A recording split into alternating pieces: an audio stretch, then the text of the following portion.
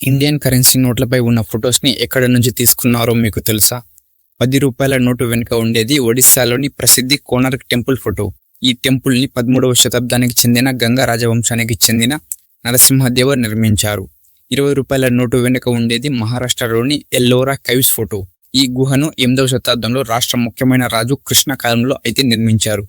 ఇక 50 రూపాయల నోటు వెనుక ఉండేది కర్ణాటకలోని హంపీలో ఉన్న రథం ఫోటో. ఇది విఠల్ టెంపుల్లోని భాగం. దీన్ని విజయనగర సామ్రాజ్య కాలంలో కృష్ణదేవరాయలు 16వ శతాబ్దంలో నిర్మించారు. ఇక 100 రూపాయల నోటు వెనుక ఉండేది గుజరాత్లోని రాణి కి వావ్ ఫోటో.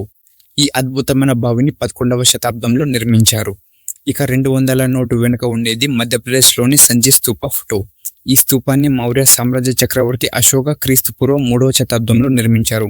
ఇక 500 నోటు వెనుక ఉండేది ఢిల్లీలోని రెడ్ ఫోర్ట్ ఫోటో. ఈ కోటను మొఘల్ చక్రవర్తి షాజహాన్ నిర్మించారు.